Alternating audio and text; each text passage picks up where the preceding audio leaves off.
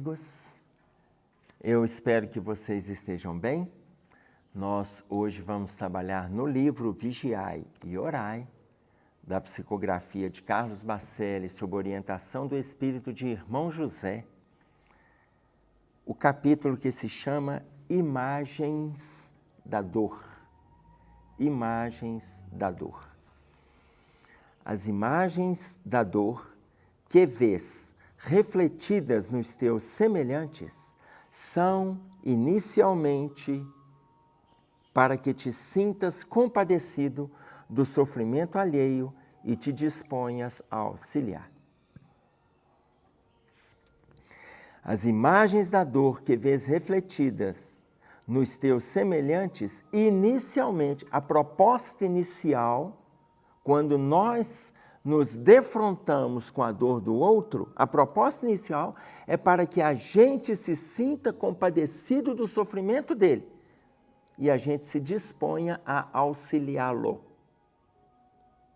E aí, a gente coloca a primeira situação, que é a frase que, quando falamos de dor, eu gosto de lembrar da colocação de Carlos Drummond de Andrade, quando ele disse para nós que a dor é inevitável, ou seja, todo mundo tem dor, todas as pessoas têm dor. O sofrimento é opcional. Se a dor é inevitável, o sofrimento é opcional, na fala de Carlos Drummond de Andrade, o que ele está dizendo para nós? Todo mundo está carregando as suas dificuldades. Uns manifestam mais, outros manifestam menos, e existem aqueles que nem manifestam, que não significa que não tragam consigo dores. Também tem dor. Então, o que o irmão José disse? As imagens da dor que assistimos no semelhante, inicialmente é um movimento que a gente precisa se compadecer. O movimento que a gente tem que criar dentro de nós, de necessidade de auxílio, é muito maior do que ficar avaliando o porquê da dor dele. Porque você também tem as suas, eu também tenho as minhas. As imagens da dor que vês refletidas nos teus semelhantes, inicialmente, para que te sintas compadecido do sofrimento alheio e te disponhas a auxiliar. Quando a gente lembra fazendo uma referência a este primeiro parágrafo do capítulo, que é Imagens da Dor, eu estou lembrando aqui da colocação de Jesus, quando ele fala para nós, batei e abrir-se-vos-á. Batei e abrir-se-vos-á. Buscai e achareis. Pedi e vos será dado. Quando ele coloca para nós esses três imperativos, batei e abrir-se-vos-á.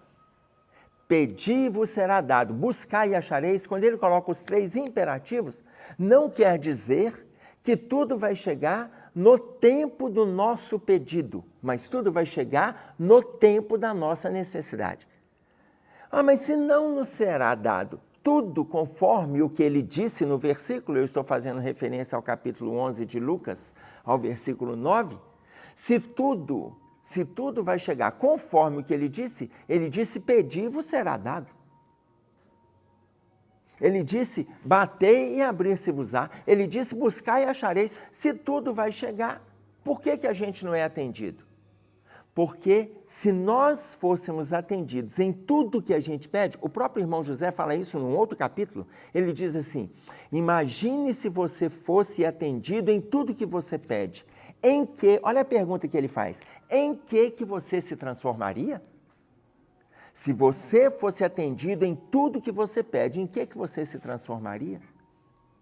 Então, o que ele está dizendo para nós? Discernimento. Se a gente observa a dor do outro, como ele disse aqui no primeiro parágrafo, é para que a gente se compadeça para auxiliar o outro. Pois a dor do outro está chegando para o nosso campo visual, para que a gente entenda que a dor é para todos. O sofrimento é que é opcional. A dor é para todos. Se nós nos compadecermos, a gente se envolve em auxiliar. Se a gente não se compadece, a gente assume aquele perfil racional, não racional da razão. racional da ausência da razão, porque a racionalidade excessiva, ela é um comportamento agressivo, onde a gente começa a assumir aquela postura de que ele está sofrendo, mas é porque ele merece. E isso nós não temos nem razão de dizer. Por que não temos? Porque nós não sabemos a linha de caminhada que aquela pessoa fez no passado e muito menos não sabemos a nossa. Então nós não temos que abraçar esse movimento de que o outro está sofrendo porque o outro merece. Ele está sofrendo, eu estou acompanhando a dor dele, o que eu posso fazer? Sem que eu avalie o contexto dele, já chegou para mim essa dor, e é isso que ele coloca. Chegou para mim, compadece-te e se predispõe a auxiliá-lo. Só isso. Ele não fala para fazer movimentos de avaliação e autoavaliação no contexto em que você está assistindo da dor do outro. Aí ele diz mais, mas são também para que vejas as consequências do mal a quem delibera se entregar a ele. Ora, se a primeira função de nós observarmos a dor do outro é exatamente a gente se compadecer para auxiliá-lo, a segunda função, isso também acontece para que a gente veja as consequências do mal a quem delibera se entregar a ele. As consequências daquela pessoa que resolveu se entregar ao mal. Então, ali nós fazemos um movimento de reflexão. Reflexão, gente. Não é avaliação, não é julgamento, não é. Nós não temos que travar isso porque nós já temos também as nossas dificuldades. Ou seja, mas são também para que vejas as consequências do mal a quem delibera se entregar a ele. Então a gente acompanha. Se a pessoa faz uma escolha infrutífera, na área, por exemplo, vou pegar um exemplo concreto. Nós tivemos um garoto nosso que a gente fez acompanhamento com ele lá no Sara Kubitschek. E como quem estava fazendo acompanhamento com ele lá no hospital, entre as várias consultas, em função do quadro dele, que não é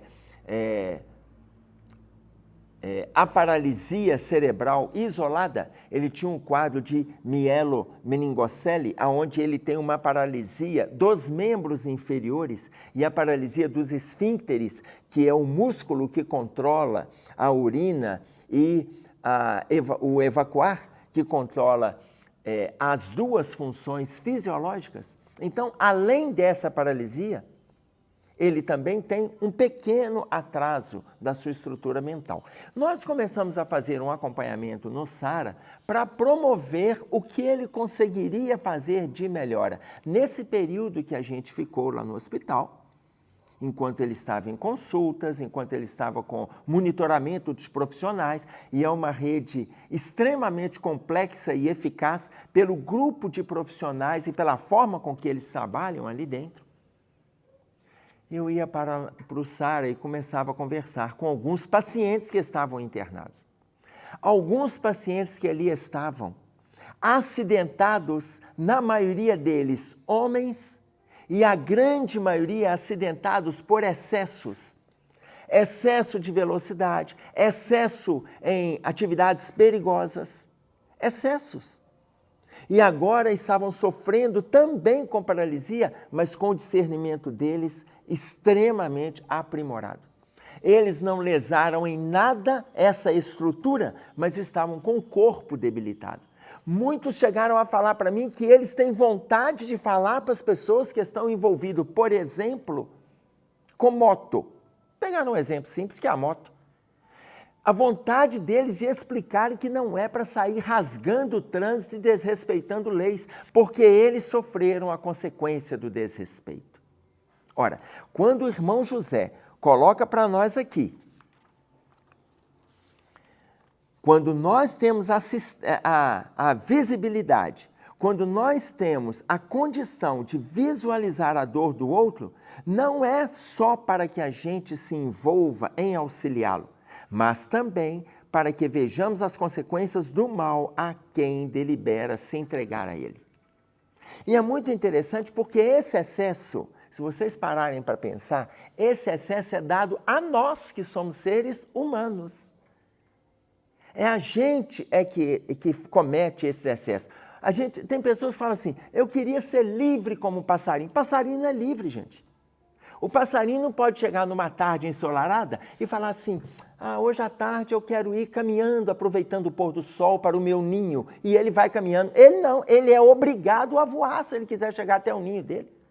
O passarinho não tem condição de fazer escolha. Nós temos condições de fazer escolhas.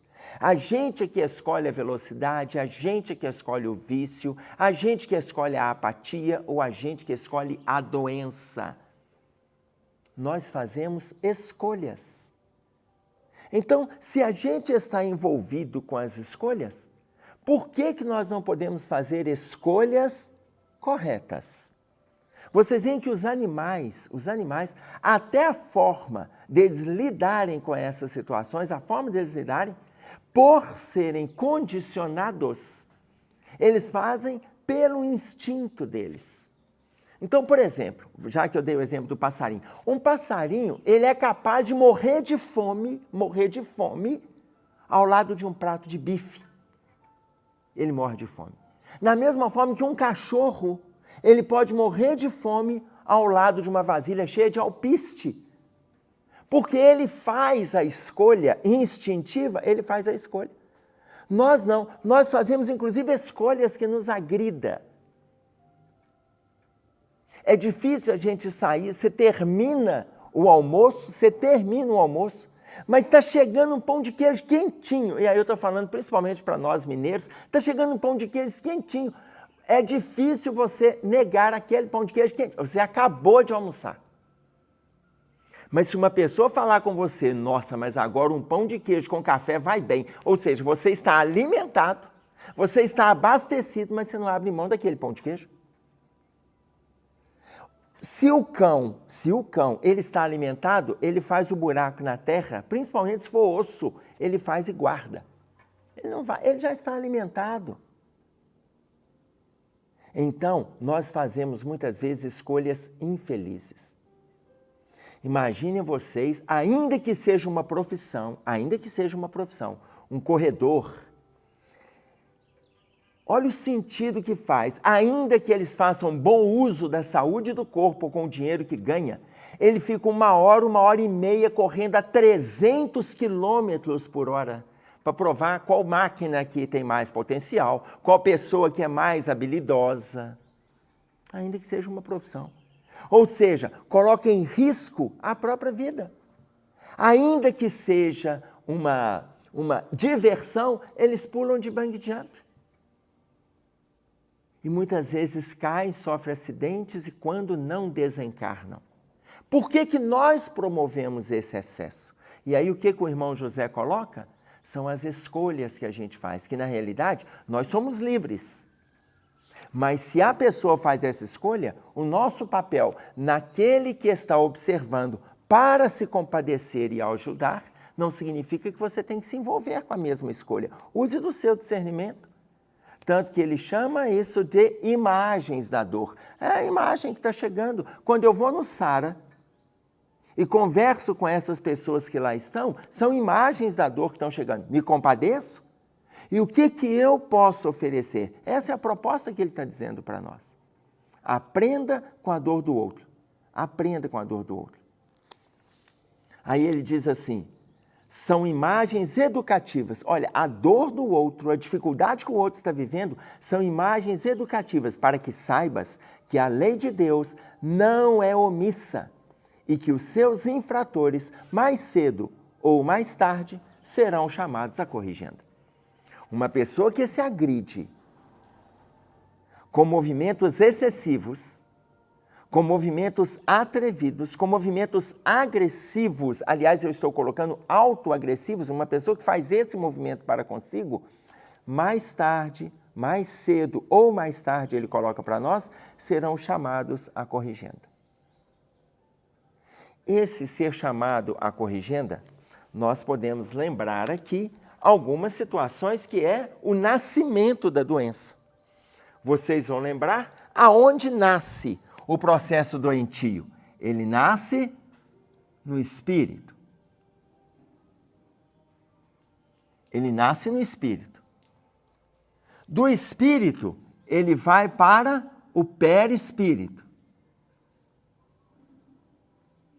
Do perispírito, ele vai para o duplo etéreo. O duplo etéreo. O duplo etéreo, uma camada energética que faz a ligação do perispírito com o corpo. Com o corpo. Ora, quando a pessoa aparece doente, quando ela está adoecendo o corpo, inúmeras vezes, essa doença começou por uma falta de educação do espírito, por ela não ter tido colocado nas suas relações com o mundo a palavrinha mágica da nossa relação, que se chama disciplina. Disciplina.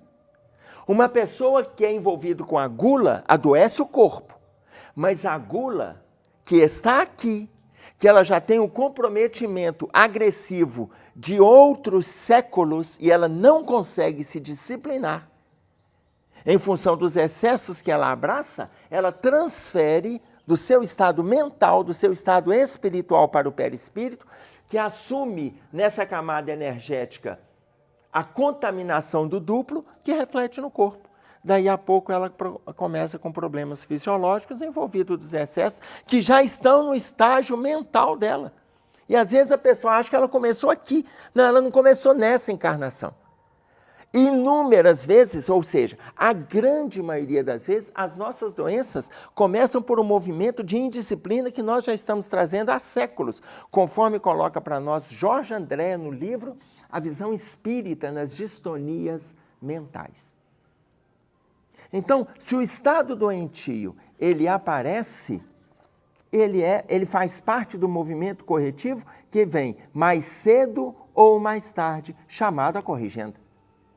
E aí, olha o que ele coloca para nós. A criança paralítica, agora vem, dentro dessa citação que a gente está fazendo, olha, a criança paralítica, o cego de nascença, o tumor que se exterioriza, o abandono, a fome, a miséria moral, a perturbação mental. Veja, são todos estados em que a pessoa está, que vai se transformando em estágios para que ela mude de postura. Então ele coloca a criança paralítica, o cego de nascença, a tumoração que se exterioriza, o abandono, a fome, a miséria moral, a perturbação mental. São imagens da dor, refletindo-se no hoje as arbitrariedades de ontem. São imagens da dor, refletindo-se no hoje, ou seja, refletindo-se no corpo as dificuldades de ontem. O que está aparecendo hoje é uma construção do espírito. E aí ele coloca no parágrafo seguinte: compadece-te e ajuda. Se você está vendo que isso está acontecendo, compadece-te e ajuda. Até porque, sobretudo, não faças o que eles, nossos irmãos, fizeram, para que não te suceda o mesmo ou pior. Então, por que nós vamos nos compadecermos e ajudá-los? Porque nós temos risco de repetir, porque tem a fragilidade que é nossa. Essa fragilidade que é nossa, a gente pode estar repetindo enganos de passado. E se a gente, o compadecer, ele é para aliviar. Mas se a gente não compadece, quando sair para nós este estado, que é um risco, porque é uma dificuldade que nós temos, nós vamos receber situações piores. Talvez por termos nos envolvido com o julgamento, com a agressão, com a indiferença, com o distanciamento daquela pessoa doente. E aí, nós vamos lembrar o livro dos Espíritos, quando fala sobre a lei de justiça. Veja, se nós entendermos como funciona, a justiça é lei. Justiça é lei. E a lei cobra. Justiça é lei, e a lei cobra. Então, quando o Livro dos Espíritos coloca para nós lei de justiça, amor e caridade, a última lei, na terceira parte do Livro dos Espíritos, ele coloca para nós, se a lei cobra, a consequência daquilo que a gente está recebendo aqui é a cobrança da lei. Mas a lei de justiça, com misericórdia,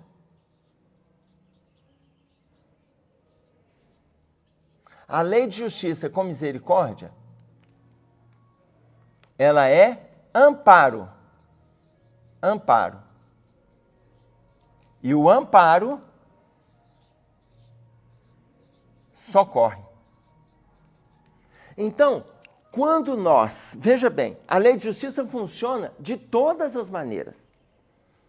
Mas nós podemos receber a lei de justiça com misericórdia ou sem. Depende da escolha que a gente fizer. Mas como que nós podemos exemplificar esses dados aqui, ó? Esses dados. Vamos pegar um ditado popular, que é Deus dá o frio conforme o cobertor. Olha, Deus dá o frio conforme o cobertor significa, o frio é justiça, todo mundo passa por ele.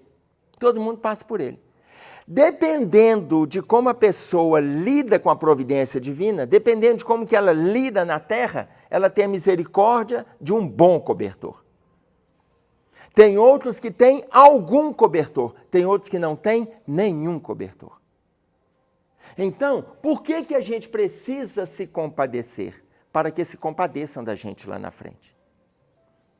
Por que que a gente precisa se atentar e ajudar o outro? Para que se atentem e nos ajudem também, porque nós também vamos ter dificuldades.